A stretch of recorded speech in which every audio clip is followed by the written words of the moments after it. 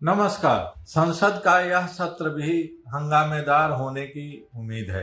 विपक्ष की तरफ से जिस तरह की तैयारी चल रही है, इंडिया गठबंधन के सभी दलों ने अपने अपने मुद्दे लगभग तय कर लिए हैं। इसके आधार पर कहा जा सकता है कि पिछले सत्रों के तरह इस बार का बजट सत्र भी काफी हंगामेदार होगा। इंडिया गठबंधन के पास सरकार के खिलाफ घेराबंदी करने के दर्जनों मुद्दे हैं। 3.5 दशक का अनुभव, बेलगाम सवालों का जवाब जो नहीं है किसी के पास। वासेंद्र मिश्र के साथ देखिए संवाद। विपक्ष की कोशिश है कि उन सभी गंभीर मुद्दों पर संसद के अंदर चर्चा कराई जाए, लेकिन सरकार की तरफ से केंद्रीय संसदीय मंत्री ने साफ कर दिया है कि चर्चा नियमों के तहत ही होगी।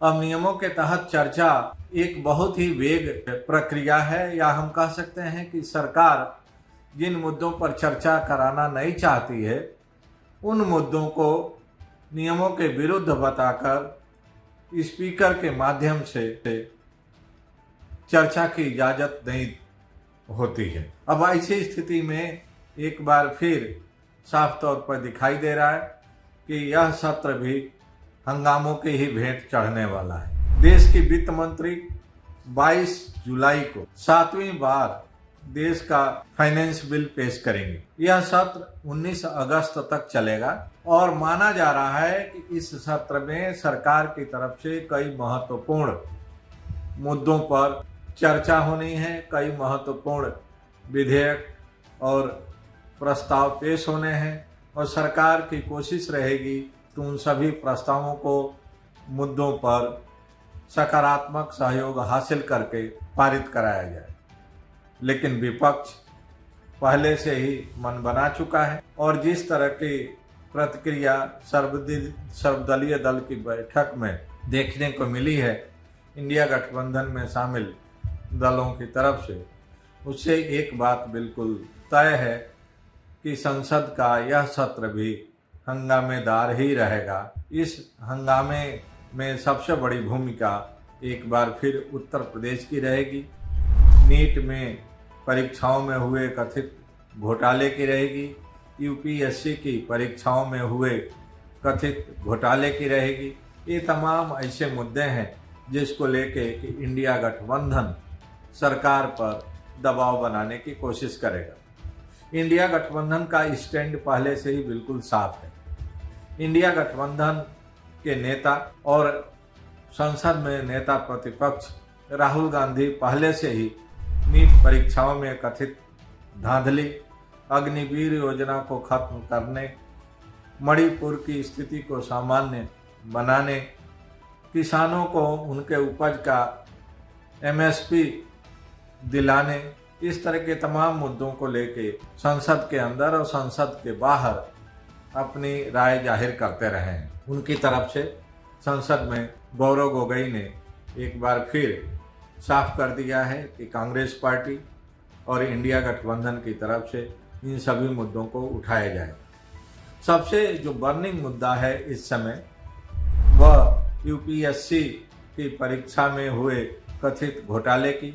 यूपीएससी की परीक्षा के लिए उसके चेयरमैन और नेट के चेयरमैन, नेशनल टेस्टिंग एजेंसी के चेयरमैन की नियुक्ति का मामला है। कांग्रेस पार्टी पहले से कहती रही है कि नेट और यूपीएससी जैसी प्रीमियर एजेंसी के चेयरमैन्स की नियुक्ति में भी पारदर्शिता नहीं बरती गई है। नेट और यूपीएससी जैसे महत्वपूर्ण एजेंसीज के चेयरमैन की नियुक्तियों में पार्टी एफिलिएशन, वैचारिक एफिलिएशन का ध्यान रखा गया है और मेरिट और इंटीग्रिटी से कंप्रोमाइज की गई है। और जब ऐसी स्थिति में पूरे देश में यूपीएससी में हुए कथित घोटाले को लेके डिबेट चल रहा है और अभी हाल में पूजा खेड़ा जो चयनित आईएएस अधिकारी हैं उनको लेके एक बवंडर खड़ा हुआ है, तो उस हालत में कांग्रेस का जो पुराना मुद्दा था वह एक बार फिर ताज़ा हो गया है, रेलिवेंट हो गया है।